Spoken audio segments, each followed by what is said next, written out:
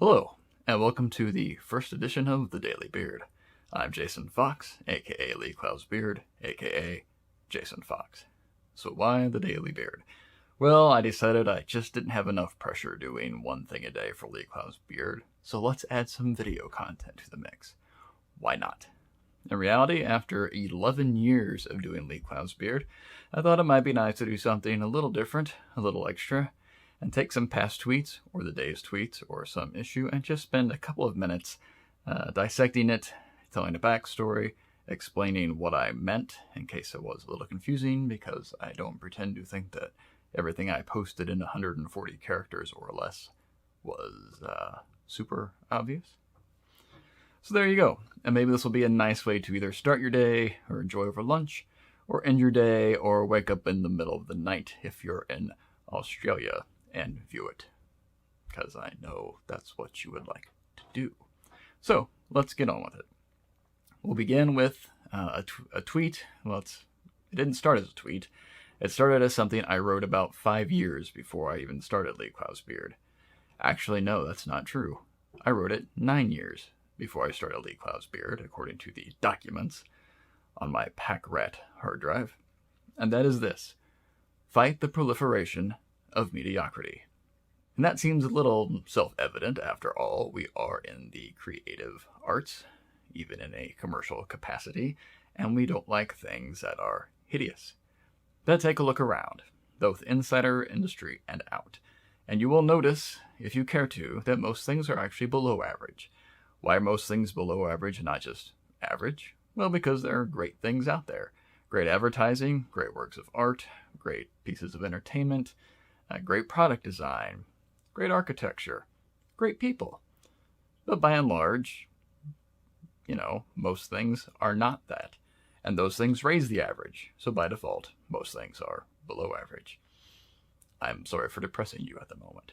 So, it is our job to fight the proliferation of these below average things, to always do our best work, to always try to elevate the discourse and the final product to do something good. Now, that's been a real issue in advertising of late. Over the last 10 or 15 years, I've noticed a very steady and precipitous decline in the quality of work. There is still great work out there, and there always has been. And granted, most work throughout the modern history of advertising, which is about 150 years, give or take, has, most of it's been junk.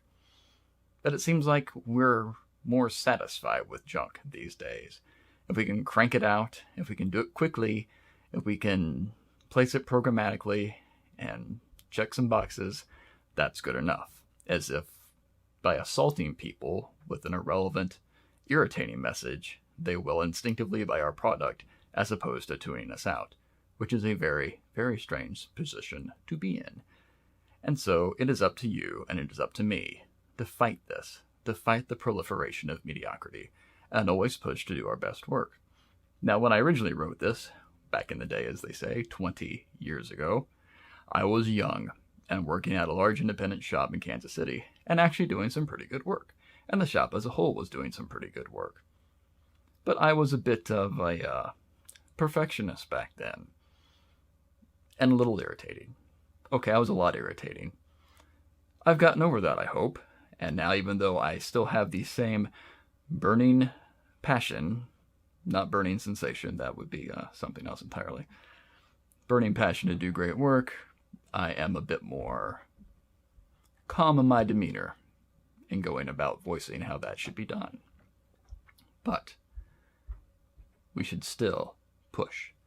Even if you've been recently laid off or let go or made redundant or furloughed and you're just trying to get work to get by, to pay your bills, which, do what you have to do to support yours. It's more important to take care of your family than to take care of, some sort of creative principle that I'm spouting off right now. But when you do that work, do your best. Okay? If someone else wants to dumb it down, make them dumb it down. Don't preemptively dumb anything down in hopes that it'll make it easy for the client to buy. We've all witnessed that. We've all probably been a party to it, and we all know how it works out. They dumb it down even more. To make something as smart and as brilliant as possible, given your time and budget, and then maybe when someone takes the edges off, it'll still be really good. And then maybe, just maybe, instead of us worrying about consultancies stealing agency business, the consultancies will start worrying once again about us. And we will decommoditize creativity. We will take advertising back from the bots and the bean counters, and we will start a new golden age of creativity within our industry. I know, it's a pipe dream maybe. But despite my sardonic demeanor, I am an eternal optimist. I have to be. And with that, please fight the proliferation of mediocrity. Have a good one. I'm Jason Fox.